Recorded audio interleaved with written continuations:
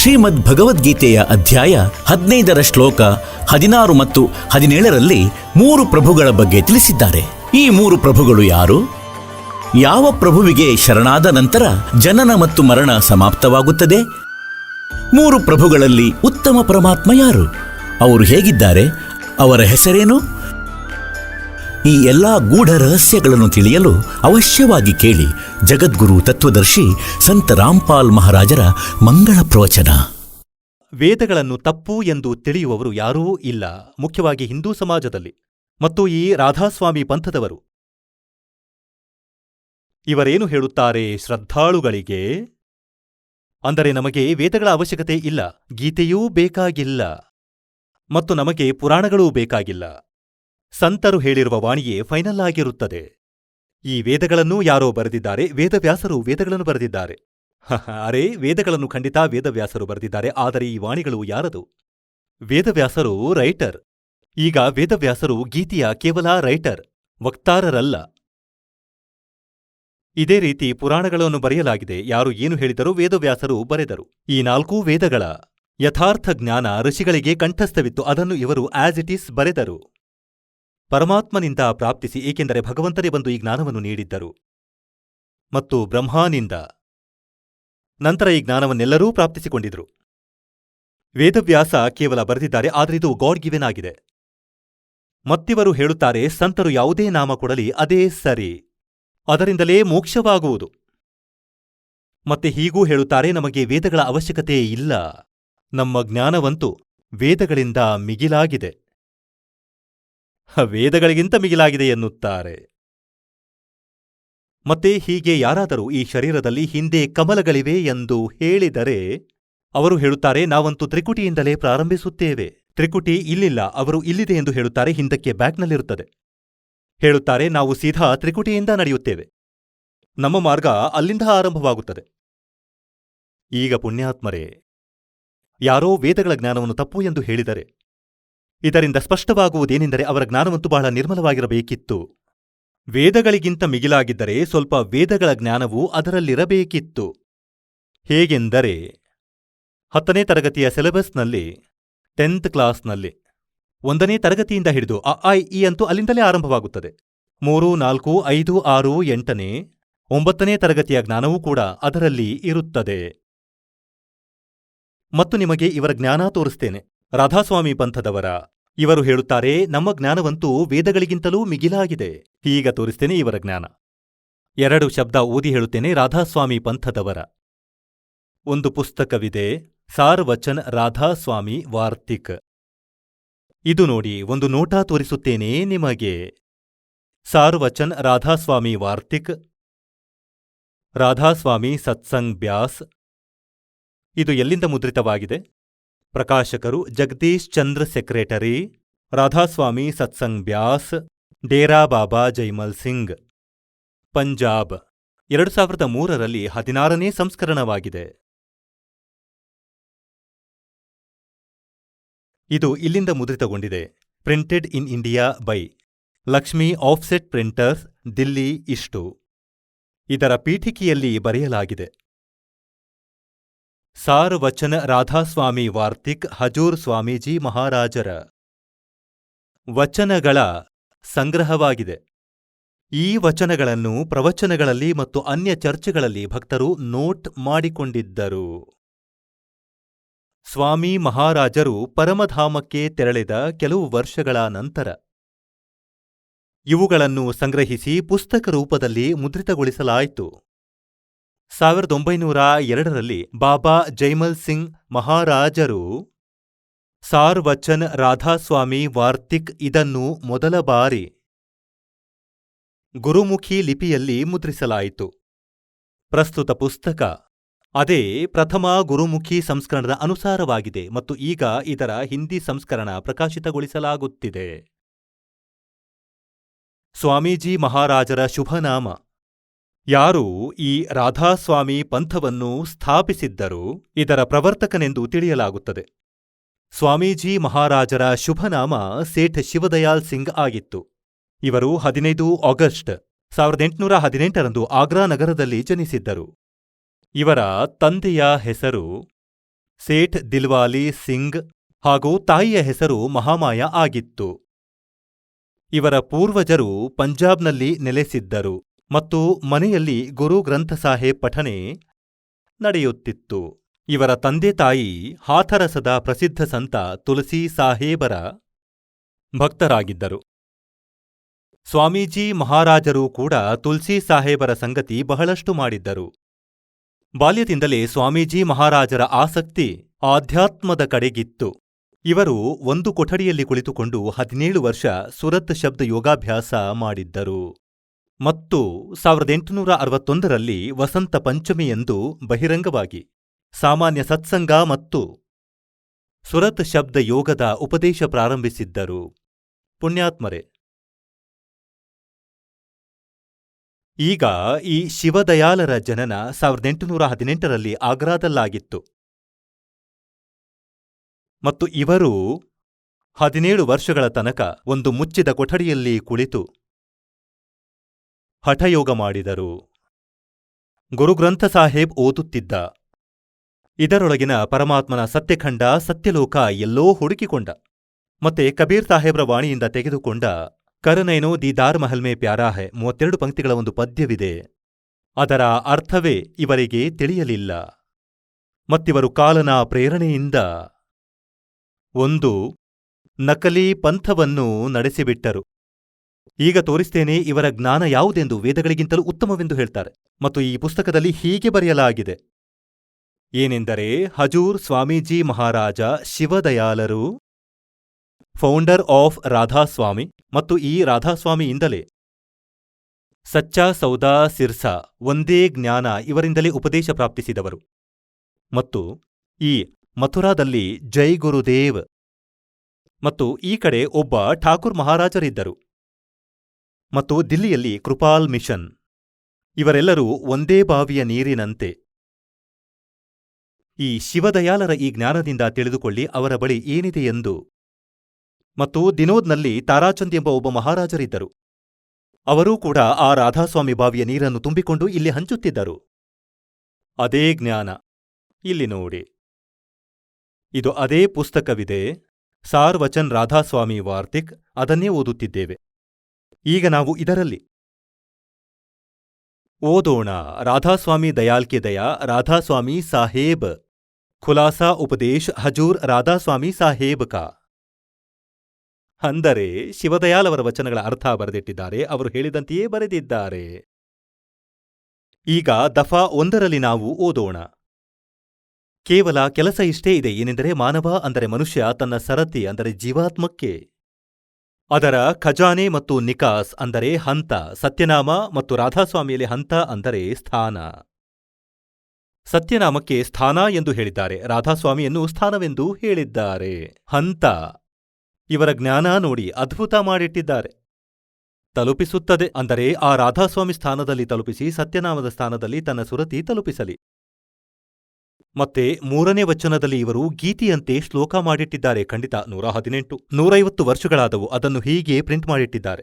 ಎಷ್ಟು ಆಚಾರ್ಯ ಮತ್ತು ಮಹಾತ್ಮರು ಮತ್ತು ಅವತಾರರು ಪೈಗಂಬರರು ಪ್ರತಿಯೊಂದು ಧರ್ಮದಲ್ಲಿಯೂ ಆಗಿದ್ದಾರೆ. ಅವರೆಲ್ಲ ತಮ್ಮ ಅಭ್ಯಾಸ ಶಕ್ತಿಯಿಂದ ಒಳಗೆ ನಿಜವಾದ ಕಡೆಗೆ ನಡೆದರು, ನಿಜವಾದ ಸ್ಥಾನದ ಕಡೆಗೇ ನಡೆದರು. ಕೆಲವೇ ಅಪರೂಪದ ಸಂತರು 8ನೇ ಮಹಡಿಗೆ ಅಂದರೆ ರಾಧಾಸ್ವಾಮಿ ತನಕ ತಲುಪಿದರು. ಅರೆ ವಾಹ್! ಕೇವಲ ಸಂತರು 5ನೇ ಮಹಡಿ ಅಂದರೆ ಸತ್ಯನಾಮಕ್ಕೆ ತಲುಪಿದರು. ಈಗ ಇಲ್ಲಿ 5ನೇ ಮಹಡಿ ಅಂದರೆ ಸತ್ಯನಾಮ ಮತ್ತು ಕೆಲವೇ ಸಂತರು 8ನೇ ಮಹಡಿ ಅಂದರೆ ರಾಧಾಸ್ವಾಮಿಗೆ ತಲುಪಿದರು. ಆಹ! ಈಗ ನೀವು ನೋಡಿದ್ದೀರಿ. ಇಲ್ಲಿಯ ತನಕ ಇವರು ಕ್ಲಿಯರ್ ಮಾಡಿದ್ದಾರೆ. ಏನೆಂದರೆ ಸತ್ಯನಾಮ ಕೂಡ ಸ್ಥಾನವಿದೆ. ಮಹಡಿ ಹೇಳಿ ಮಹಡಿಯ ಅನುವಾದ ಕೂಡ ಮಾಡಿಟ್ಟಿದ್ದಾರೆ. ಮಹಡಿ ಅಂದರೆ ಸ್ಥಾನ ನೋಡಿ ಇಲ್ಲಿದೆ. ಮಹಡಿ ಅಂದರೆ ಸ್ಥಾನ. ಈಗ ಮತ್ತೊಮ್ಮೆ ನೋಡಿಕೊಳ್ಳಿ. ಏಕೆಂದರೆ ಇವರ ಜ್ಞಾನ ಬಹಳ ಆಳವಾಗಿದೆ, ತಕ್ಷಣ ತಿಳಿಯುವುದಿಲ್ಲ. ಯಾರೋ ವಿರಳ ಸಂತ 8ನೇ ಮಹಡಿ 8ನೇ ಸ್ಥಾನ ಅಂದರೆ ರಾಧಾಸ್ವಾಮಿಯ ಮೇಲೆ. ಕೇವಲ ಸಂತ 5ನೇ ಮಹಡಿ ಅಂದರೆ ಸತ್ಯನಾಮಕ್ಕೆ. ಸತ್ಯನಾಮ ಸ್ಥಾನವಾಯಿತು, ಮಹಡಿ ಅಂದರೆ ಸ್ಥಾನ. ಸತ್ಯನಾಮ ಸ್ಥಾನಕ್ಕೆ ತಲುಪಿದರು. ಮತ್ತು ಈಗ ನೋಡಿ 4ನೇ ವಚನ ಪುಟ ಸಂಖ್ಯೆ 15ರಲ್ಲಿ ಅದ್ಭುತ ಮಾಡಿದ್ದಾರೆ, ಇವರಂತೂ ರೆಕಾರ್ಡ್ ಮುರಿದರು, ಎಲ್ಲಾ ವೇದಗಳನ್ನು ಫೇಲ್ ಮಾಡಿಬಿಟ್ಟರು. ಈಗ ತಿಳಿಯಬೇಕೇನೆಂದರೆ ರಾಧಾಸ್ವಾಮಿ ಪದವಿ ಎಲ್ಲಕ್ಕಿಂತ ಮಿಗಿಲಾದ ಸ್ಥಾನವಾಗಿದೆ, ಅಂದರೆ ಎಲ್ಲಕ್ಕಿಂತ ಮೇಲಿನ ಸ್ಥಾನ. ಮತ್ತು ಇದೇ ನಾಮ ಕುಲದ ಮಾಲೀಕ ಮತ್ತು ಸತ್ಯ ಸಾಹೇಬನದಾಗಿದೆ, ಸತ್ಯ ಭಗವಂತನದಾಗಿದೆ. ಮತ್ತು ಈ ಹಂತದಿಂದ 2 ಸ್ಥಾನ ಕೆಳಗೆ, ಅಂದರೆ ರಾಧಾಸ್ವಾಮಿ ಸ್ಥಾನದಿಂದ 2 ಸ್ಥಾನ ಕೆಳಗೆ ಸತ್ಯನಾಮದ ಹಂತವಿದೆ. ನೋಡಿ, ನಿದ್ದೆಯಲ್ಲಿ ಹೇಳುತ್ತಾರೆ. ಹೇ ನಿನ್ನ, ಅದ್ಭುತವಾಯಿತು. ಈಗ ಹೇಳುತ್ತಾರೆ, ಕೇವಲ ಸಂತ 5ನೇ ಮಹಡಿ ಅಂದರೆ ಸತ್ಯನಾಮಕ್ಕೆ ತಲುಪಿದರು. ಮಹಡಿ ಅಂದರೆ ಸ್ಥಾನ. ಮತ್ತು ಇವರು ಹೇಳಿದಂತೆ ಸತ್ಯನಾಮವಂತೂ ಸ್ಥಾನವಾಯಿತು, ಫೈನಲ್ ಆಯಿತು. ಇವರು ಸತ್ಯನಾಮವೆಂದು ಸ್ಥಾನಕ್ಕೆ ಹೇಳುತ್ತಾರೆ. ಈಗ ಇವರು ಹೇಳುತ್ತಾರೆ, ಈ ಹಂತದಿಂದ 2 ಸ್ಥಾನ ಕೆಳಗೆ, ಮತ್ತು ಹಂತವು ಸ್ಥಾನವೇ ಆಗಿದೆ. ಈಗ ನಾವು ಸತ್ಯನಾಮ ತೆಗೆದುಬಿಟ್ಟರೆ ಈ ಸ್ಥಾನದ ಕೆಳಗೆ ಸ್ಥಾನದ ಸ್ಥಾನವಿದೆ. ಇದು ಇವರ ವೇದಗಳಿಗಿಂತ ಆಳವಾದ ಜ್ಞಾನ, ಸ್ಥಾನದ ಸ್ಥಾನವಿದೆ. ಮತ್ತು ಈ ಸತ್ಯನಾಮವನ್ನು ಹೇಗೆ ಡಿಫೈನ್ ಮಾಡಿದ್ದಾರೆ ನೋಡಿ, ಹೇಗೆ ಅರ್ಥೈಸಿದ್ದಾರೆ. ಸತ್ಯನಾಮದ ಹಂತವಿದೆ. ಇದನ್ನು, ಈ ಸತ್ಯನಾಮವನ್ನು ಸಂತರು ಸತ್ಯಲೋಕ, ಸತ್ಯಖಂಡ, ಸತ್ಯನಾಮಕ್ಕೆ ಸತ್ಯಲೋಕ ಕೂಡ ಹೇಳಿದ್ದಾರೆ, ಸತ್ಯಖಂಡ ಕೂಡ ಸತ್ಯನಾಮಕ್ಕೆ ಹೇಳಿದ್ದಾರೆ, ಮತ್ತು ಸಾರ ಶಬ್ದ ಕೂಡ ಸತ್ಯನಾಮಕ್ಕೆ, ಸತ್ಯ ಶಬ್ದವೂ ಸತ್ಯನಾಮಕ್ಕೆ ಹೇಳಿದ್ದಾರೆ, ಮತ್ತು ಸತ್ಯನಾಮ ಕೂಡ ಸತ್ಯನಾಮವೇ, ಮತ್ತು ಸತ್ಯಪುರುಷ ಕೂಡ ಸತ್ಯನಾಮವೇ. ಜಯವಾಗಲಿ ರಾಧಾಸ್ವಾಮಿ ಪಂಥದವರೇ. ಇದು ಇವರ ವೇದಗಳಿಗಿಂತ ಮಿಗಿಲಾದ ಟಾಪ್ ಮೋಸ್ಟ್ ಜ್ಞಾನವಾಗಿದೆ. ಇವರಿಗೆ ABCD ಗೊತ್ತಿಲ್ಲ. ಈ ಸತ್ಯನಾಮ ತಿನ್ನುವುದೋ, ಕುಡಿಯುವುದೋ, ಅಥವಾ ಸ್ಥಾನವೋ, ನಾಮವೋ ಇನ್ನೂ ತೋರಿಸುತ್ತೇನೆ ಇವರ ಬಗ್ಗೆ. ಖಂಡಿತ ತಿಳಿಯಬಹುದು. ಈಗ ಒಂದು ಪುಸ್ತಕವಿದೆ, ಸಂತ್ ಮತ್ ಪ್ರಕಾಶ್, 3ನೇ ಭಾಗ. ಇದು ಸಂತ್ ಮತ್ ಪ್ರಕಾಶ್, ಇದರ 5 ಭಾಗಗಳು ಇವೆ, ಮತ್ತು ಶ್ರೀ ಸಾವನ್ ಸಿಂಗ್ರು ಇದರ ರೈಟರ್. ಅಂದರೆ ಇದರಲ್ಲಿ ಅವರ ಸತ್ಸಂಗಗಳ ಸಂಗ್ರಹವಿದೆ. ವಕ್ತಾರರು ಮತ್ತು ಶ್ರೀ ಸಾವನ್ ಸಿಂಗ್ರು ಇವರು ಬಾಬಾ ಜೈಮಲ್ ಸಿಂಗ್ರ ನಂತರದ ಉತ್ತರಾಧಿಕಾರಿಯಾಗಿದ್ದರು. ಮತ್ತು ಸಾವನ್ ಸಿಂಗ್ರ ಶಿಷ್ಯರು ಈ ಕೃಪಾಲ್ ಸಿಂಗ್ರು, ಇವರು ದಿಲ್ಲಿಯಲ್ಲಿ ತನ್ನ ಬೇರೆ ಮಿಷನ್ ಮಾಡಿಕೊಂಡರು, ಮತ್ತು ಅವರದೇ ಶಿಷ್ಯ ಸಚ್ಚಾ ಸೌದಾ ಸಿರ್ಸಾದಲ್ಲಿ ಬೇರೆ ಸ್ಥಾನ ಮಾಡಿಕೊಂಡರು. ಸಾವನ್ ಸಿಂಗ್ ಇದ್ದರು, ಖೇಮಾಮಲ್ ಹೆಸರಿತ್ತು, ಬಲೂಚಿ ಸ್ಥಾನದವರಾಗಿದ್ದರು. ನಂತರ ಅವರಿಗೆ ಶಾಹಮಸ್ತಾನ ಹೇಳಲಾರಂಭಿಸಿದ್ರು. ಆಗ ಅವರು ಅಲ್ಲಿ ತಮ್ಮ ಬೇರೆ ಪಂಥ ಸ್ಥಾಪಿಸಿದರು. ಇವರೆಲ್ಲರದೂ ಒಂದೇ ಜ್ಞಾನವಿದೆ. ಈಗ ನಿಮಗೆ ತೋರಿಸುತ್ತೇನೆ ಆ ಬಾಬಾ ಸಾವನ್ ಸಿಂಗ್ರ ವಿಚಾರಗಳು ಏನೆಂದು. ನಂತರ ಅಂಡರ್ಸ್ಟುಡ್ ಇದೆ ಸಚ್ಚಾ ಸೌದಾರವರೇನೆಂದು. ಇದು ನೋಡಿ, ಇದು ಶಿವದಯಾಲ್ ರವರದೇ, ಹೇಳುವುದೇನಿದೆ. ಇದಾಗಿದೆ ಸಂತ್ ಮತ್ ಪ್ರಕಾಶ್ 3ನೇ ಭಾಗ. ಇದು ಸಂತ್ ಮತ್ ಪ್ರಕಾಶ್ 3ನೇ ಭಾಗ. ಹಾಗೂ ಇವರು ಬಾಬಾ ಸಾವನ್ ಸಿಂಗ್, ಮಹಾರಾಜ್ ಸಾವನ್ ಸಿಂಗ್. ಸಂತ್ ಮತ್ ಪ್ರಕಾಶ್ ಭಾಗ 3, ಹಜೂರ್ ಮಹಾರಾಜ್ ಸಾವನ್ ಸಿಂಗ್ರ ಸತ್ಸಂಗಗಳ ಸಂಗ್ರಹ. ರಾಧಾಸ್ವಾಮಿ ಸತ್ಸಂಗ ಬ್ಯಾಸರಿಂದ ಮುದ್ರಿತಗೊಂಡಿದೆ. ಪ್ರಕಾಶಕರು ಜಗದೀಶ್ ಚಂದ್ರ ಸೇಠಿ, ಸೆಕ್ರೆಟರಿ, ರಾಧಾಸ್ವಾಮಿ ಸತ್ಸಂಗ ವ್ಯಾಸ್, ಡೇರಾ ಬಾಬಾ ಜೈಮಲ್ ಸಿಂಗ್, ಪಂಜಾಬ್. ಮತ್ತಿದು ಇಲ್ಲಿಂದ ಮುದ್ರಿತವಾಗಿದೆ. Printed in India by Gopsons paper limited. ಈಗ ನಿಮಗೆ ಇದರಲ್ಲಿ ತೋರಿಸುತ್ತೇನೆ. 102 ಪುಟದಲ್ಲಿ ಬರೆಯಲಾಗಿದೆ. ಇದರ ಪುಟ ಸಂಖ್ಯೆ 102ರಲ್ಲಿ. ಸಂತ್ ಮತ್ ಭಾಗ 3. ಇಲ್ಲಿ ಬರೆಯಲಾಗಿದೆ, ಇದು ಈ ಸತ್ಪುರುಷ್ ಸತ್ನಾಮ ಕಹಾಯಿ, ಸತ್ ಲೋಕ ನಿಜ ಪಾಯಾ ಆಯಿ. ಇದನ್ನು ಇವನು ಡಿಫೈನ್ ಮಾಡಿದ್ದಾನೆ. ಈ ಸೆಂಟೆನ್ಸ್ ಅನ್ನ. ಸತ್ಯಖಂಡ ಅಥವಾ ಸತ್ಯನಾಮ 4ನೇ ಲೋಕವಾಗಿದೆ. ಇಲ್ಲಿ ಬರೆದರು ಸತ್ಯಖಂಡ ಅಥವಾ ಸತ್ಯನಾಮ 4ನೇ ಲೋಕವಾಗಿದೆ, ಮತ್ತು ಎಲ್ಲರ ಒಳಗಿದೆ, ನಿಮ್ಮೊಳಗಿದೆ ಈ ಸತ್ಯಖಂಡ. ಸತ್ಯನಾಮ ಒಂದು ವೇಳೆ ಇದನ್ನು ಸತ್ಯಗುರುವಿನಿಂದ ಪಡೆದು ಶ್ರಮ ಮಾಡಿ ಒಳಗಿನ ಪರದೆ ತೆರೆದಿದ್ದರೆ ಆಗ ಸತ್ಯಖಂಡಕ್ಕೆ ತಲುಪಬಹುದಾಗಿದೆ.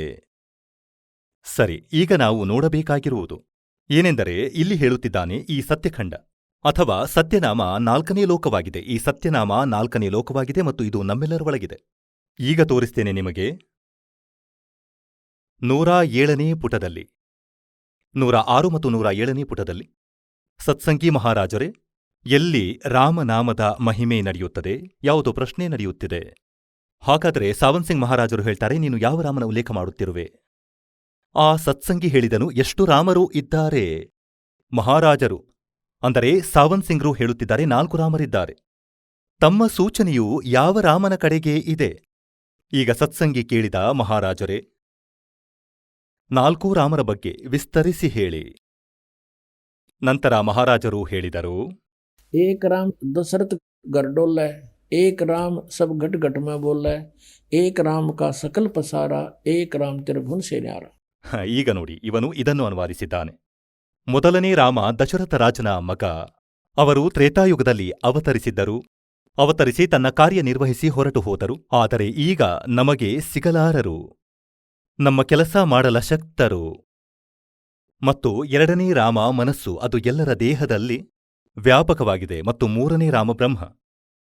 ಇವನು ಇಡೀ ತ್ರಿಲೋಕವನ್ನು ಉತ್ಪತ್ತಿ ಮಾಡುತ್ತಾನೆ, ಪಾಲಿಸುತ್ತಾನೆ, ನಾಶ ಮಾಡುತ್ತಾನೆ. 4ನೇ ರಾಮ ಸತ್ಯನಾಮ. ಇವನು ನಿಜವಾದ ರಾಮ. ನೋಡಿ, ಇವರ ಬುದ್ಧಿ ನಾಶವಾಗಿದೆ. ಎಲ್ಲೋ ಸತ್ಯನಾಮದ ಸ್ಥಾನವಿದೆ, ಇಲ್ಲಿ ಸತ್ಯನಾಮ ರಾಮ, ಮತ್ತೆ ಇದು ನಿಜವಾದ ರಾಮ. ಪುಣ್ಯಾತ್ಮರೇ, ಪರಮಾತ್ಮ ಹೇಳುತ್ತಿದ್ದರು, मोती मुक्ता दर्शत नाही, ये जग है सब अंधरे, दिखत के तो नैण चसम इनका फेरा मोतिया बंदरे. ಈಗ ಈ ಸಂತ್ ಮತ್ ಭಾಗ 4ರಲ್ಲಿ ನಿಮಗೆ ತೋರಿಸುತ್ತೇನೆ ಈ ಸಾವಂತ್ ಸಿಂಗ್ರ ವಿಚಾರಗಳನ್ನು. ಇವರೇನು ಹೇಳುತ್ತಾರೆ? ಇದಕ್ಕೂ ಮೊದಲು ನಿಮಗೆ ಸಚ್ಚಾ ಸೌದಾದವರ ಈ ಪುಸ್ತಕವನ್ನು ತೋರಿಸುತ್ತೇನೆ. ಇದರ ಹೆಸರು ಸಚ್ಖಂಡ್ ಕಿ ಸಡಕ್. ಹೆಸರಂತೂ ಅದ್ಭುತವಾಗಿ ಬರೆಯುತ್ತಾರೆ. ಇದರಿಂದಲೇ ಈ ಪುಸ್ತಕ ಎಷ್ಟು ಅದ್ಭುತವೆಂದು ಜನರು ತಿಳಿದು ಇವರಿಗೆ ಸಮರ್ಪಿತರಾಗುವಂತೆ. ಸಚ್ಖಂಡ್ ಕಿ ಸಡಕ್ ಅಂದರೆ ಮೆಟಲ್ ರಸ್ತೆ, ಯಾವ ತೊಂದರೆ ಇಲ್ಲದಂತಹ ರಸ್ತೆ. ಹೆಸರಂತೂ ಹೀಗೆ ಬರೆದಿದ್ದಾರೆ. ಈಗ ತೋರಿಸುತ್ತೇನೆ ಇವರ ಮೆಟಲ್ ರಸ್ತೆ ಯಾವುದೆಂದು. ಇದು ತೆಗ್ಗುಗಳಿಂದಲೇ ತುಂಬಿದೆ. ಈಗ ಇದೊಂದು ಪುಸ್ತಕವಿದೆ, ಸಚ್ಖಂಡ್ ಕಿ ಸಡಕ್, ಮೊದಲ ಭಾಗ. ಇದರ ರೈಟರ್ ದಾಸನ್ ದಾಸ್ ಹಜೂರ್ ಮಹಾರಾಜ್ ಸತನಾಮ್ ಸಿಂಗ್ರು, ಡೇರಾ ಸಚ್ಚಾ ಸೌದಾ ಸಿರ್ಸಾ. ಇವರು ತಮ್ಮ ಹೆಸರನ್ನೂ ಕೂಡ ಸತನಾಮ್ ಸಿಂಗ್ ಇಟ್ಟಿದ್ದಾರೆ. ಇವರನ್ನು ಈ ಸಚ್ಚಾ ಸೌದಾದ ಪ್ರವರ್ತಕರು ಎಂದು ನಂಬಲಾಗಿದೆ ಕೂಡ. ಶ್ರೀ ಬಲೂಚಿಸ್ಥಾನಿ ಶಾಹ ಮಸ್ತಾನಾದ ಖೇಮಾಮಲ್ ಸಿಂಗ್ ನಂತರ ಉತ್ತರಾಧಿಕಾರಿಯಾಗಿದ್ದರು 2ನೇಯವರು. ಅಂದರೆ ಮೊದಲು ಅವರಿದ್ದರು, 2ನೇಯವರು. ಅವರು ಇದನ್ನು ಬರೆದಿದ್ದಾರೆ, ಸತ್ನಾಮ್ ಸಿಂಗ್ರು. ನೋಡಿ ಎಲ್ಲಿಂದ ಪ್ರಕಾಶಿತವಾಗಿದೆ. ಧನ್ ಧನ್ ಸದ್ಗುರು ತೇರಾ ಹಿ ಆಸರ ಮತ್ತು ಸಚ್ಖಂಡ್ ಕಿ ಸಡಕ್, ಮೊದಲ ಭಾಗ. ಇದನ್ನು ಮಹಾರಾಜ ಸತ್ನಾಮ್ ಸಿಂಗ್ರ ಪರವಾಗಿ ಬರೆಯಲಾಗಿದೆ. ಇದು ಎಲ್ಲಿಂದ ಮುದ್ರಿತವಾಗಿದೆ ಮತ್ತು ಇದರ ಪ್ರಕಾಶಕರು ಇಂದ್ರಸೇನ್ ಪ್ರಬಂಧಕ್, ಡೇರಾ ಸಚ್ಚಾ ಸೌದಾ, ಸಿರ್ಸಾ, ಹರಿಯಾಣ, ಭಾರತ. ಮುದ್ರಕರು ಇಂದ್ರಸೇನ್ ಪ್ರಬಂಧಕ್, ಪರಮಾರ್ಥ ಉಪದೇಶ ಪ್ರಿಂಟಿಂಗ್ ಪ್ರೆಸ್, ಡೇರಾ ಸಚ್ಚಾ ಸೌದಾ, ಸತ್ನಾಮ್ ಸಿಂಗ್ ಮಾರ್ಗ, ಸಿರ್ಸಾ, ಹರಿಯಾಣ. ಪಿನ್ಕೋಡ್ ಇದಾಗಿದೆ. ಇದರ 226ನೇ ಪುಟದಲ್ಲಿ ತೋರಿಸುತ್ತೇನೆ ನಿಮಗೆ. ಇದು ಪುಟ 226. ಸಚ್ಖಂಡ್ ಕಿ ಸಡಕ್ ಇದನ್ನು ಅನುವಾದಿಸಿದ್ದಾರೆ. ಇವರ ಒಂದು ಶಬ್ದವಿದೆ, ಅಲಖ್ ಅನಾಮಿ ಆಯಾ ರೇ ಸಾರೆ ದೇಶ್ ಛೋಡ್ಕೆ ಜಿ ಛೋಡ್ಕೆ, ಮೈ ಆಯಾ ತೇರೆ ಲಿಯೇ ಪ್ಯಾರೆ ದೇಶ್ ಛೋಡ್ಕೆ. ಇದನ್ನು ಇವರು ಶಿವದಯಾಲ್ರ ಅಮರವಾಣಿ ಎಂದು ಹೇಳುತ್ತಾರೆ. ಮತ್ತು ಇದರ ಅನುವಾದ ಇಲ್ಲಿ ಬರೆದಿದ್ದಾರೆ, ಅಲಖ್ ಅನಾಮಿ ಆಯಾ ಸಾರೆ ದೇಶ್ ಛೋಡ್ಕೆ ಜಿ ಛೋಡ್ಕೆ, ಮೈ ಆಯಾ ರೇ ತೇರೆ ಲಿಯೇ ಪ್ಯಾರೆ ದೇಶ್ ಛೋಡ್ಕೆ. ತ್ರಿಲೋಕಿ ಅಂದರೆ ಸ್ಥೂಲ, ಸೂಕ್ಷ್ಮ ಮತ್ತು ಕಾರಣ ತನಕ ಎಲ್ಲಾ ರಚನೆ ಕಾಲನಿರಂಜನನು ಮಾಡಿರುವನು. ಸಂತರ ದೇಶ ಸತ್ಯಖಂಡ ಅಥವಾ ಸತ್ಯಲೋಕವಾಗಿದೆ. ನೋಡಿ, ಸರಿಯಿದೆ. ಈಗ ಇಲ್ಲಿ ಸಂತರ ದೇಶ ಸತ್ಯಖಂಡ ಅಥವಾ ಸತ್ಯಲೋಕ ಇದೆ, ಸರಿ. ಮತ್ತು ಅದೇ ಸತ್ಯಪುರುಷ ಅಥವಾ ಆದಿಪುರುಷನ ಸ್ಥಾನವಾಗಿದೆ, ಸರಿ. ಈ ಸತ್ಯಖಂಡ ಅಥವಾ ಸತ್ಯಲೋಕದ ಮೇಲಿದೆ ಇವರು ಡಿಫೈನ್ ಮಾಡುತ್ತಾ ಇರುವುದು. ಅದು ಅಜರಾಮರ, ಅವಿನಾಶಿ ಆಗಿದೆ ಮತ್ತು ಸದಾ ಒಂದೇ ಸ್ಥಿತಿಯಾಗಿದೆ. ಅಲ್ಲಿ ಚೈತನ್ಯವೇ ಚೈತನ್ಯತೆ ಇದೆ, ಪ್ರಕಾಶವೇ ಪ್ರಕಾಶ ಇದೆ. ಕೆಳಗಿನ ಪಿಂಡ ತನಕ ಒಟ್ಟು ರಚನೆಯ ಆದಿ ಮತ್ತು ಅಂತ್ಯ ಅದೇ ಆಗಿದೆ. ಮತ್ತು ಅದನ್ನೇ ಅಂದರೆ ಸತ್ಯಖಂಡಕ್ಕೆ, ಈ ಸತ್ಯಲೋಕಕ್ಕೆ ಏನೆನ್ನುತ್ತಾರೆ? ಸತ್ಯಲೋಕಕ್ಕೆ ಸತ್ಯನಾಮ ಎಂದೂ ಕೂಡ ಹೇಳುತ್ತಾರೆ. ಸತ್ಯ ಶಬ್ದ ಮತ್ತು ಸಾರ ಶಬ್ದ ಎಂದೂ ಕೂಡ ಹೇಳಲಾಗುತ್ತದೆ. ಅದೇ ರೀತಿಯ ಹೇಳಿಕೆಯಾಗಿದೆ. ಸ್ವಲ್ಪ ಬದಲಾವಣೆ ಮಾಡಿದ್ದಾರೆ. ಈ ಸತ್ಯಖಂಡಕ್ಕೆ, ಸತ್ಯಲೋಕಕ್ಕೆ ಅದು ಅಜರಾಮರ, ಅವಿನಾಶಿಯ ಆಗಿದೆ. ಅಲ್ಲಿ ಚೈತನ್ಯವೇ ಚೈತನ್ಯತೆ ಇದೆ, ಪ್ರಕಾಶವೇ ಪ್ರಕಾಶವಿದೆ, ಅಲ್ಲಿ ಮತ್ತೇನೂ ಇಲ್ಲ. ಮತ್ತು ಆ ಸತ್ಯಖಂಡಕ್ಕೆ ಸತ್ಯನಾಮ ಎನ್ನುತ್ತಾರೆ ಮತ್ತು ಸತ್ಯಶಬ್ದ ಹಾಗೂ ಸಾರಶಬ್ದ ಎಂದು ಕೂಡ ಹೇಳುತ್ತಾರೆ. ಆ ಸತ್ಯಲೋಕಕ್ಕೆ ಸತ್ಯನಾಮ ಎಂದು ಹೇಳುತ್ತಾರೆ. ಈಗ ಪುಣ್ಯಾತ್ಮರೇ, ಇದಾಗಿದೆ ಇವರ ಜ್ಞಾನ. ಇದು ವೇದಗಳಿಗಿಂತಲೂ ಮೇಲಿನದಾಗಿದೆ. ಇನ್ನೂ ತೋರಿಸುತ್ತೇನೆ. ಒಂದು ಕಥೆ ಹೇಳಿಟ್ಟಿದ್ದಾರೆ ಸಾವಂತ್ ಸಿಂಗ್ರು. ಒಂದಾನೊಂದು ಕಾಲದಲ್ಲಿ ಒಬ್ಬಳು ಇಂದ್ರಮತಿ ಹೆಸರಿನ ರಾಣಿ ಇದ್ದಳು ಮತ್ತು ಅವಳು ಕಬೀರ್ ಸಾಹೇಬರ ಶಿಷ್ಯೆಯಾದಳು. ಮತ್ತು ಇವರು ಹೇಳುತ್ತಾರೆ ಏನೆಂದರೆ, ಮೊದಲು ಕಬೀರ್ ಸಾಹೇಬರು ಸತ್ಯಖಂಡಕ್ಕೆ ಹೋದರು ಮತ್ತು ಭಗವಂತನಲ್ಲಿ ಲೀನರಾದರು. ಏಕೆಂದರೆ ಅಲ್ಲಂತೂ ಬೆಳಕೇ ಬೆಳಕಿದೆ, ಪ್ರಕಾಶವೇ ಪ್ರಕಾಶವಿದೆ. ಆತ್ಮ ಅಲ್ಲಿ ಹೋಗಿ ಸೇರಿಕೊಳ್ಳುತ್ತದೆ, ಒಂದು ಹನಿ ನೀರು ಸಮುದ್ರದಲ್ಲಿ ಸೇರಿದಂತೆ. ಅಲ್ಲಿ ಭಗವಂತನಿಲ್ಲ. ಇದು ಇವರ ಅಜ್ಞಾನ ಸಿದ್ಧಾಂತವಾಗಿದೆ. ರಾಧಾಸ್ವಾಮಿ ಪಂಥ, ಧನ್ಧನ್ ಸದ್ಗುರು ಪಂಥ ಮತ್ತು ಈ ಜಯ ಗುರುದೇವ್ ಪಂಥದವರು. ಈಗ ಇವರ ಡಿಸ್ಕಷನ್ ತೋರಿಸುತ್ತೇನೆ. ನೀವು ನೋಡಿ ಆಶ್ಚರ್ಯಚಕಿತರಾಗುತ್ತೀರಿ. ಇದು ಸಂತ್ ಮತ್ ಪ್ರಕಾಶ್ ಸಾವಂತ್ ಸಿಂಗ್ರ ಸತ್ಸಂಗಗಳ ವಚನಗಳ ಸಂಗ್ರಹವಾಗಿದೆ. ಇದು ರಾಧಾಸ್ವಾಮಿ ವ್ಯಾಸರಿಂದ ಪ್ರಕಾಶಿತವಾಗಿದೆ ಮತ್ತು ಇವರ ವಚನವಂತೂ ಅಳಿಸಲಾರದಂತಾಗಿದೆ. 189ನೇ ಪುಟದಲ್ಲಿ ನಿಮಗೆ ತೋರಿಸುತ್ತೇನೆ. ಇದು ನೋಡಿ, ಸಂತ್ ಮತ್ ಭಾಗ 4 ಮತ್ತು ಪುಟ 189 ಕೆಳಗೆ ನೋಡೋಣ. ಈ ರೀತಿ ರಾಣಿ ಇಂದುಮತಿ ಇದ್ದಳು. ಯಾವಾಗ ಅವಳನ್ನು ಕಬೀರ್ ಸಾಹೇಬರು ಸತ್ಯಖಂಡಕ್ಕೆ ಕರೆದೊಯ್ದರು, ಆಗ ಅವಳು ಅಲ್ಲಿ ಹೋಗಿ ನೋಡಿದಳು ಕಬೀರ್ ಸಾಹೇಬರೇ ಸತ್ಪುರುಷರಾಗಿದ್ದಾರೆ. ಮತ್ತು ಹೇಳ್ತಾಳೇನೆಂದ್ರೆ, ಹಾಯ್ ಹಾಯ್ ಹಾಯ್ ಹಾಯ್, ಒಂದು ವೇಳೆ ನೀವೇ ಸತ್ಪುರುಷರೆಂದು ನನಗೆ ಹೇಳಿದ್ದಿದ್ದರೆ ನಾನೇನು ನಿಮ್ಮ ಸೇವೆಯನ್ನು ಮಾಡುತ್ತಿರಲಿಲ್ಲವೇನು? ಹೇಳ್ತಾರೆ, ನಿನಗೆ ವಿಶ್ವಾಸ ಉಂಟಾಗುತ್ತಿರಲಿಲ್ಲ. ಈಗ ನೀನು ಇಲ್ಲಿ ಬಂದಿರುವೆ. ನಿನ್ನ ಇಚ್ಛೆಯಾಗಿದೆ, ಹೇಳಿಕೊ. ನಿನ್ನ ಇಚ್ಛೆ, ಹೇಳಿಕೊ. ಈಗ ಇವರು ತಾನಾಗಿಯೇ ಹೇಳುತ್ತಿದ್ದಾರೆ. ಏನೆಂದರೆ, ಇಂದುಮತಿಯು ಸತ್ಯಲೋಕಕ್ಕೆ ಹೋಗಿ ಕಬೀರ ಸಾಹೇಬರನ್ನು ನೋಡಿದಳು. ಅವಳು ಅಲ್ಲಿ ಹೋಗಿ ನೋಡಿದಳು ಕಬೀರ ಸಾಹೇಬರೇ ಸತ್ಪುರುಷರು. ಮತ್ತೆ ನಿನ್ನ ಆ ಪರಮಧನಿ ಎಲ್ಲಿಗೆ ಹೋದ? ಈಗ ತಾವೇ ಬರೆಯುತ್ತಿದ್ದೀರಿ ಕಬೀರ ಸಾಹೇಬರೇ ಸತ್ಪುರುಷರು ಮತ್ತು ಆ ಇಂದ್ರಮತಿಯ ಉದಾಹರಣೆ ನೀಡಿದ್ದಾರೆ. ಹಾಗಾದರೆ ನಿಮ್ಮ ಪರಮಧನಿ ಎಲ್ಲಿ ಹೋದ? ಮತ್ತೆ ಇನ್ನೊಬ್ಬ ಎಲ್ಲಿ ಕಬೀರ್ ಸಾಹೇಬರು ವಿಲೀನರಾದರೆಂದು ಹೇಳಿದವನು. ಈಗ ನಿಮಗೆ ಮತ್ತೊಂದು ತೋರಿಸುತ್ತೇನೆ. 264ನೇ ಪುಟದಲ್ಲಿ ಇಲ್ಲಿ ನೋಡಿ.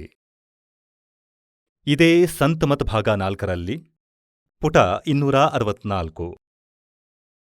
ಈಗ ನೋಡಿ ಇಲ್ಲಿ. ಆಹಾ, ಸತ್ಸಂಗಿ ಕೇಳಿದ, ಮಹಾರಾಜರೇ ಸಂತರ ಪದವಿ ಎಲ್ಲಿಯವರೆಗಿದೆ? ಮಹಾರಾಜ ಸಾವಂತ್ ಸಿಂಗ್ರು ಹೇಳಿದರು, ನಮಗೆ ಇಷ್ಟೊಂದು ಬುದ್ಧಿ ಮತ್ತು ತಿಳುವಳಿಕೆ ಇಲ್ಲ. ಏನೆಂದರೆ ನಾವು ಸಂತರ ಪದವಿಯನ್ನು ತಿಳಿದುಕೊಳ್ಳುವುದಕ್ಕೆ. ಆದರೂ ಕೇಳು, ರಾಣಿ ಇಂದೂಮತಿ ಕಬೀರ ಸಾಹೇಬರ ಸಮಯದಲ್ಲಿ ಇದ್ದವಳು. ಇವರ ಬುದ್ಧಿ ಕೆಲಸ ಮಾಡ್ತಿಲ್ಲ. ಇಂದ್ರಮತಿಯಂತೂ ದ್ವಾಪರದಲ್ಲಿದ್ದಳು. ಕಬೀರ ಸಾಹೇಬರಾದರೂ ಕಲಿಯುಗದಲ್ಲಿ. ಆ ಸಮಯ ಕಬೀರ ಸಾಹೇಬರು ಕರುಣಾಮಯ ಹೆಸರಿನಿಂದ ಬಂದಿದ್ದರು. ಅವರು ಈ ಕಬೀರರ ಸಮಕಾಲೀನರಾಗಿರಲಿಲ್ಲ. ಆದರೂ ನಾವು ಇವರ ಇಷ್ಟು ಬುದ್ಧಿ ಎಲ್ಲೆಲ್ಲಿ ಕೆಲಸ ಮಾಡುತ್ತದೆ ಎಂದು ನೋಡೋಣ. ರಾಣಿ ಇಂದೂಮತಿ ಕಬೀರ ಸಾಹೇಬರ ಸಮಯದಲ್ಲಿ ಆಗಿದ್ದಳು. ಮೊದಲು ಕಬೀರ ಸಾಹೇಬರು ಮಾಲೀಕರಲ್ಲಿ ಹೋಗಿ ವಿಲೀನರಾದರು.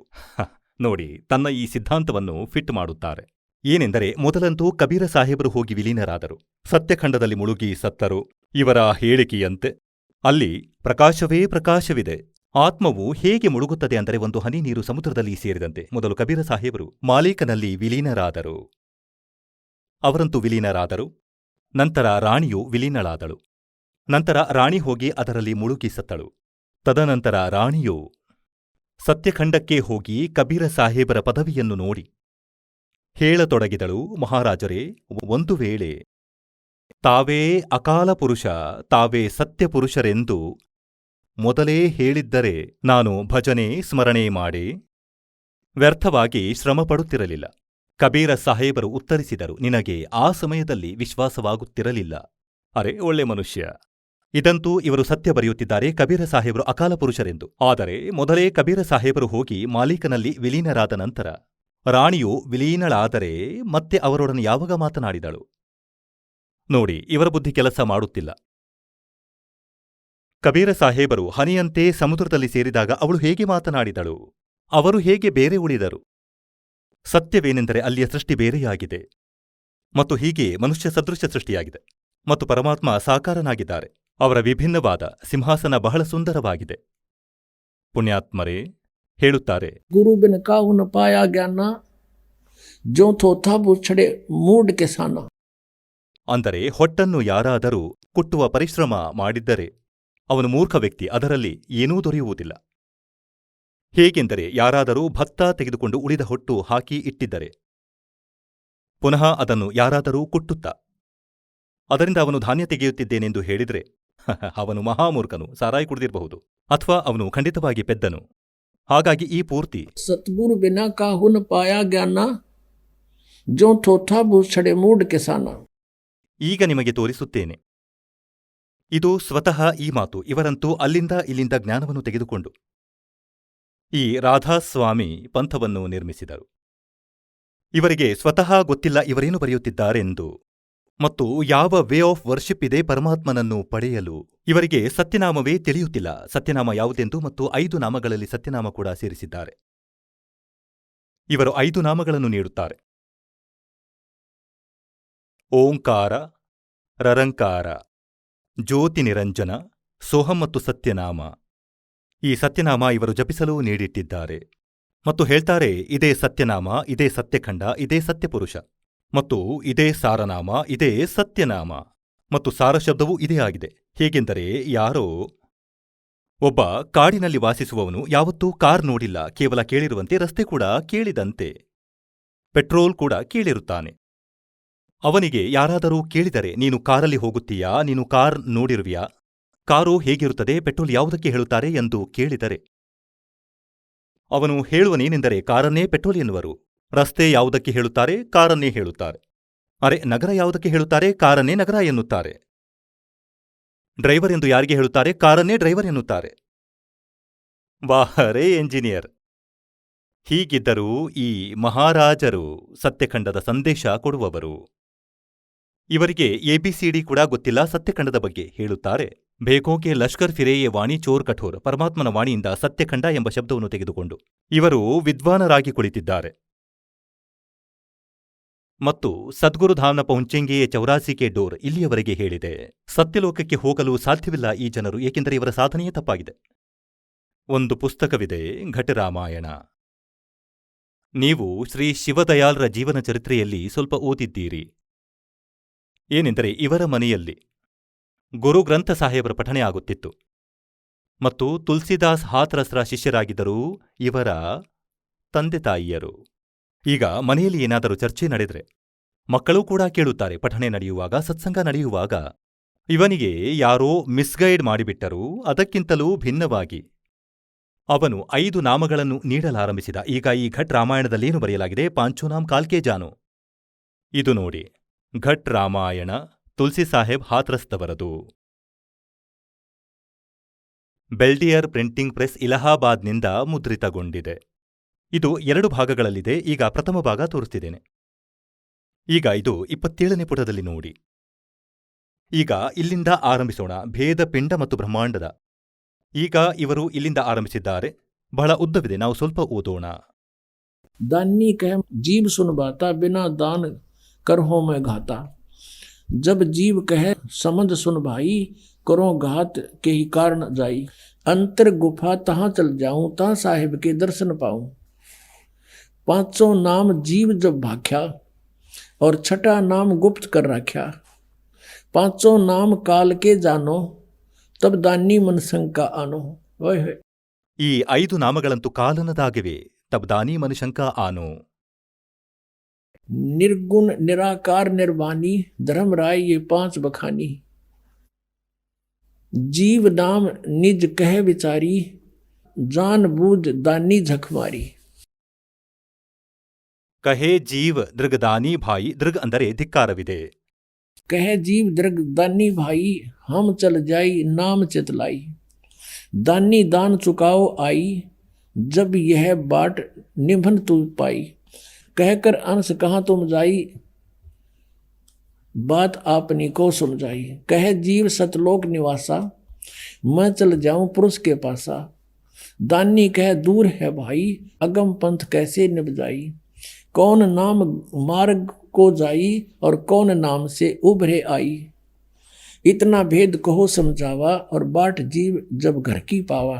ಈಗ ಜೀವಾತ್ಮ ಹೇಳುತ್ತದೆ, दानी सुन विधि बात हमारी, हम चल जावा पुरुष दरबारी। ಹೇಳುತ್ತಾರೆ, सुरत नृत ले लोक से धाऊं, आदि नाम ले काल गिराऊं।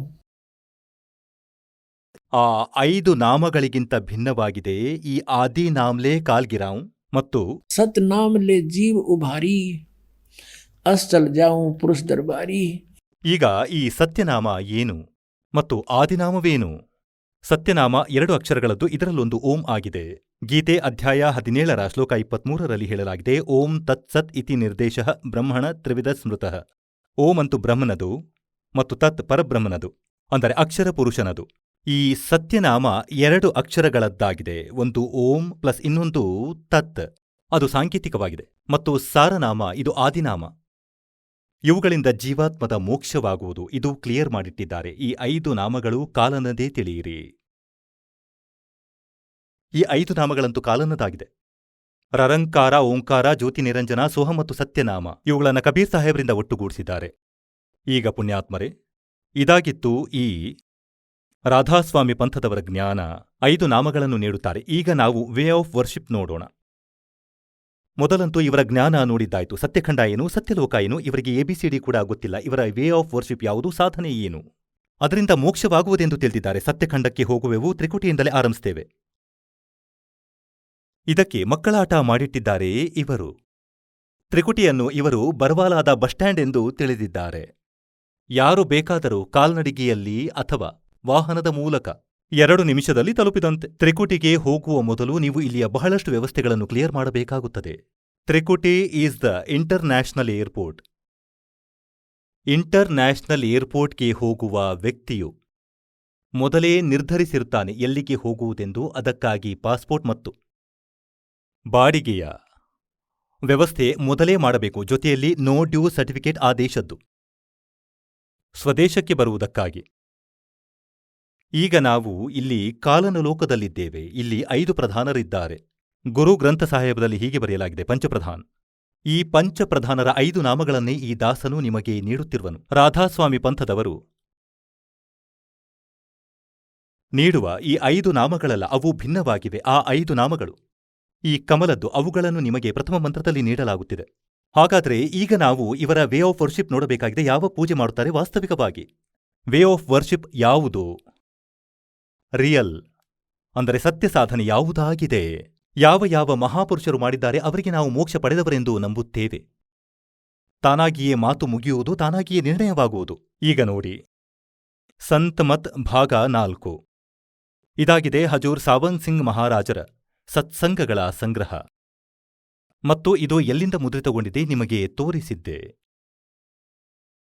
ಸಂತ್ ಮತ್ ಪ್ರಕಾಶ್ ಭಾಗ 4, ಮಹಾರಾಜ ಸಾವಂತ್ ಸಿಂಗ್ರು, ಪ್ರಕಾಶಕ ಸೇವಾ ಸಿಂಗ್, ಸೆಕ್ರೆಟರಿ ರಾಧಾಸ್ವಾಮಿ.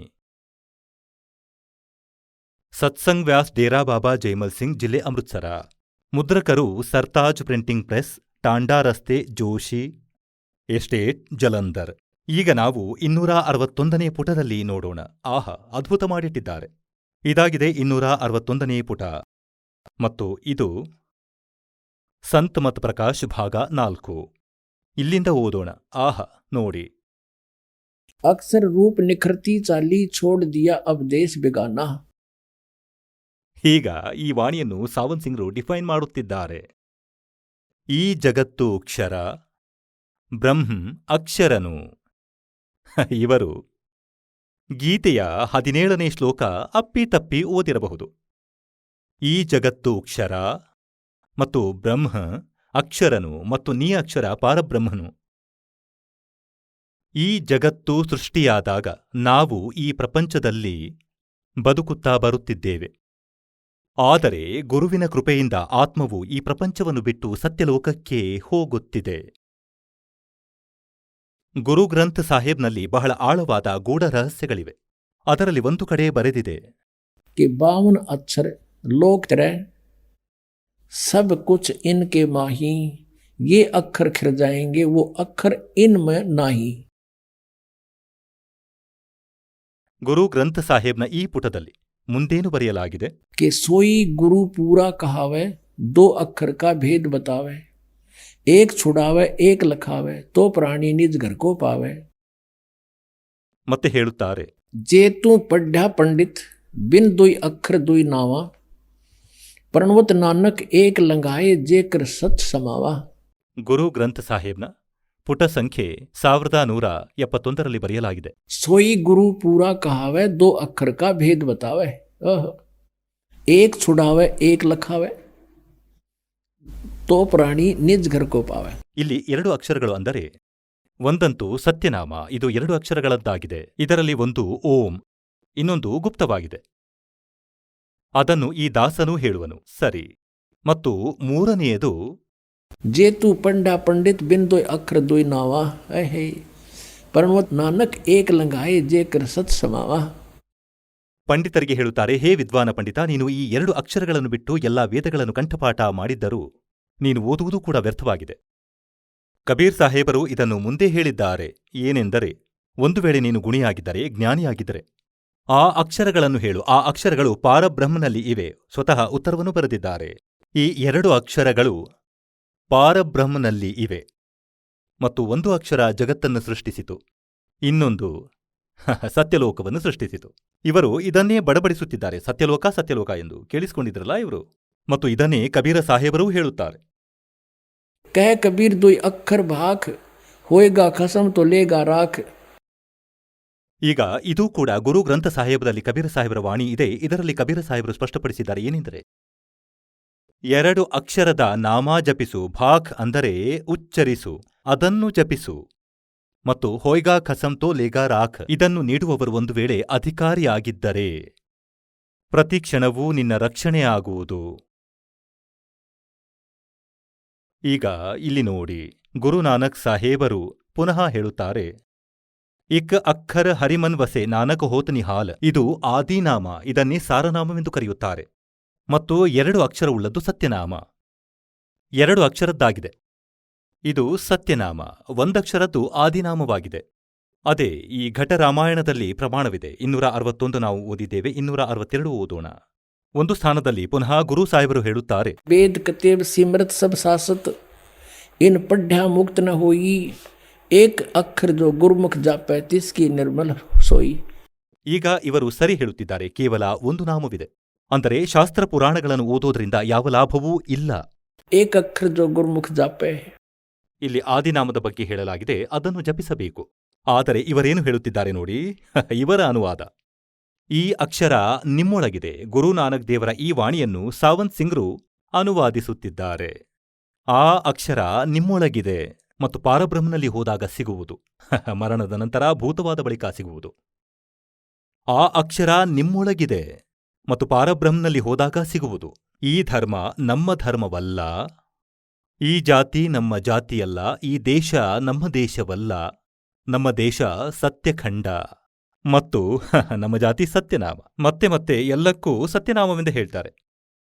ಈಗ ಈ ಸತ್ಯನಾಮ ಇವರ ಜಾತಿಯಾಗಿದೆ. ಎಲ್ಲೋ ಸತ್ಯಖಂಡ ಸತ್ಯನಾಮ, ಎಲ್ಲೋ ಸತ್ಯಲೋಕ ಸತ್ಯನಾಮ, ಎಲ್ಲೋ ಸ್ಥಾನ ಸತ್ಯನಾಮ, ಸಾರನಾಮ, ಸತ್ಪುರುಷ ಕೂಡ ಸತ್ಯನಾಮ. ನಿಜವಾದ ರಾಮನೂ ಸತ್ಯನಾಮ, ಇವರು ಜಾತಿಯನ್ನೂ ಸತ್ಯನಾಮವೆಂದು ಹೇಳ್ತಾರೆ. ಮತ್ತು ನಮ್ಮ ಧರ್ಮ ಸತ್ಯಪುರುಷ, ಇವರಿಗೆ ಧರ್ಮ ಎಂದು ಹೇಳ್ತಾರೆ. ಇವರಂತೂ ನಮ್ಮ ಭಗವಂತ. ಈ ಪರದೇಶವನ್ನು ಬಿಟ್ಟು ಆತ್ಮ ತನ್ನ ದೇಶಕ್ಕೆ ಹೋಗುತ್ತಿದೆ. ಈಗ ನೋಡಿ, सुरत साफ उड़ी ऊंचे को, छूट गया सब महल पुराना. ಈಗ ಆತ್ಮ ಹಳೆಯ ಜಗತ್ತನ್ನು ಇಲ್ಲಿ ಲಕ್ಷಾಂತರ ಜನ್ಮಗಳಾಗಿ ಬಿಟ್ಟು ಸತ್ಯನಾಮಕ್ಕೆ ಹೋಗುತ್ತಿದೆ. ಇವರಿಗೆ ಸತ್ಯನಾಮವೇ ತಿಳಿದಿಲ್ಲ. ಇವರೇನು ಹೇಳುತ್ತಾರೆ? ಈಗ ಸತ್ಯನಾಮಕ್ಕೆ ಹೋಗುತ್ತಿದೆ. ಈಗ ಮುಂದೆ ನೋಡಿ, ಆಗೇ ಚಡ್ ಚಡ್ ಅಧರ್ ಸಮಾನಿ ಶಬ್ದ ಶಬ್ದಕ ಮರ್ಮ ಪಿಛಾನಿ. ಇದು ಇವರ ಸ್ವಂತ ವಾಣಿಯಾಗಿದೆ. ಒಳಗೆ ಶಬ್ದದ ಹಂತಗಳಿವೆ. ಇವು ಒಳಗೆ ಸಿಗುವವು ಓಂ ಶಬ್ದ, ಸೋಹಂ ಶಬ್ದ ಮತ್ತು ಸತ್ಶಬ್ದ. ಪರಮಾತ್ಮ ಹೇಳುತ್ತಾರೆ, सोहम शब्द हम जग में लाए, और सार शब्द हमने गुप्त छिपाए। ಇದನ್ನು ಕಬೀರ್ ಸಾಹೇಬ್ರ ವಾಣಿಯಿಂದ ತೆಗೆದು ಬರೆದಿದ್ದಾರೆ. ಆದರೆ ಇವರಿಗೆ ಜ್ಞಾನವಿಲ್ಲದೆ ತಲೆ ಬುಡ ತಿಳಿಯಲಾರದು. ಇಲ್ಲಿ ಹೇಳುತ್ತಾರೆ, ಒಳಗೆ ಶಬ್ದದ ಹಂತಗಳಿವೆ. ಓಂ ಶಬ್ದ, ಸೋಹಂ ಶಬ್ದ, ಸತ್ ಶಬ್ದ. ಈಗ ಗುರುನಾನಕ ಸಾಹೇಬರು ಹೇಳುತ್ತಾರೆ 2 ಅಕ್ಷರದ ಭೇದವಿದೆ. ಇವರಂತೂ ಹೇಳುತ್ತಿದ್ದಾರೆ ಒಳಗೇ ದೊರೆಯುವವು, ಯಾರಿಂದಲೂ ಹೊರಗೆ ಸಿಗುವುದಿಲ್ಲ. ಆತ್ಮ ಹಂತದ ಅನುಸಾರ ತನ್ನ ನಿಜವಾದ ಉದ್ದೇಶ, ಭಾವ, ನಿಜವಾದ ದೇಶಕ್ಕೆ ಹೋಗುತ್ತಿದೆ. ಈಗ ಪುಣ್ಯಾತ್ಮರೇ, मोती मुक्ता दर्शत नाही ये जग है सब अंदरे दिखत के तो नैन जिसम इनका फेरा मोतिया बेंदरे. ಈಗ ಸ್ಪಷ್ಟ ಬರೆದಿದ್ದಾರೆ. ಇದರಲ್ಲಿ ಬರೆಯುತ್ತಿದ್ದಾರೆ, ಆದರೆ ಏನು ಜಪಿಸುತ್ತಿದ್ದಾರೆ 5 ನಾಮಗಳು ಕಾಲನದೆ. ಮತ್ತು ಈ ಸಚ್ಚಾ ಸೌದಾದವರು ಸ್ವಲ್ಪ ಚತುರತೆ ಮಾಡಿದರು. ಯಾರೋ ಹೇಳಿದರು ಈ 5 ನಾಮಗಳು ಕಾಲನದೇ ಬರೆದಿಟ್ಟಿದ್ದಾರೆ. ನಂತರ ಇವರು 3 ನಾಮಗಳನ್ನು ಶುರು ಮಾಡಿದರು, ಅವುಗಳನ್ನು ಬಿಟ್ಟು ಬಿಟ್ಟರು. ಅಕಾಲ್ ಮೂರತ್, ಶಬ್ದಸ್ವರೂಪಿ ರಾಮ್ ಮತ್ತು ಸತ್ಪುರುಷ. ಈಗ ಇವರು ಯೋಚಿಸಿದರು ಯಾರು ಏನು ಹೇಳುವರೆಂದು ಸತ್ಯಖಂಡದ ಬಗ್ಗೆ ನಿಶ್ಚಯ ಮಾಡಿದ್ರು. ಅರೆ, ಅಕಾಲ್ ಮೂರತ್ ಹೇಳಿ, ಶಬ್ದಸ್ವರೂಪಿ ರಾಮ್ ಹೇಳಿ, ಸತ್ಪುರುಷ ಹೇಳಿ, ಅವನನ್ನು ನಾವು ಪಡೆಯಬೇಕಾಗಿದೆ. ಅವನನ್ನೇ ನಾವು ಹುಡುಕಬೇಕು, ಅವನ ಬಳಿಯೇ ನಾವು ತಲುಪಬೇಕಾಗಿದೆ. ಇವುಗಳಂತೂ ಪರ್ಯಾಯವಾಚಿ ಹೆಸರುಗಳು. ಹೇಗೆಂದರೆ ಜಲ, ಪಾನಿ, ನೀರು, ಜಲ, ಪಾನಿ, ನೀರು. ಅರೆ, ಜಲವನ್ನೇ ಹುಡುಕಬೇಕಾಗಿದೆ. ಅದು ಹೇಗೆ ಸಿಗುವುದು? ಹೇಗೆಂದರೆ ಭೂಮಿಯಲ್ಲಿ ಜಲವಿದೆ ಮತ್ತು ಆ ಜಲವನ್ನು ಪಡೆಯುವ ವಿಧಿ ಇದೆ. ಹ್ಯಾಂಡ್ಪಂಪ್ ತಂದು ಪೈಪ್ ಜೋಡಿಸಿ ಕೊರೆಯುತ್ತಾ ನಂತರ ಮೆಷಿನ್ ತಂದು ಫಿಟ್ ಮಾಡಿ. ಹೇಗೆಂದರೆ ನಿಮಗೆ 2 ಅಕ್ಷರದ ನಾಮ ದಾಸ ನೀಡುತ್ತಾನೆ, ಅದನ್ನು ಸತ್ಯನಾಮ ಎನ್ನುತ್ತಾರೆ. ಆ ಸತ್ಯನಾಮದಿಂದ ಕೊರೆಯಲಾಗುತ್ತದೆ ಶ್ವಾಸೋಚ್ಛ್ವಾಸದಿಂದ. ನಂತರ ಆ ಪೈಪ್ ನೀರಿನವರೆಗೆ ತಲುಪುತ್ತದೆ. ಆಗ ಹ್ಯಾಂಡ್ಪಂಪ್ ಮಷೀನ್ ಜೋಡಿಸಲಾಗುತ್ತದೆ. ಮಷೀನನ್ನು ಆ ಸಾರನಾಮವೆಂದು ತಿಳಿಯಿರಿ ಮತ್ತು ನಿಮಗೆ ನೀಡಲಾದ ಈ 2 ಅಕ್ಷರಗಳನ್ನು ಪೈಪ್ ಮತ್ತು ಕೊರೆಯುವುದೆಂದು ತಿಳಿಯಿರಿ. ನೀವು ಶ್ವಾಸೋಚ್ಛ್ವಾಸದಿಂದ ಕೊರೆಯಬೇಕಾಗಿದೆ.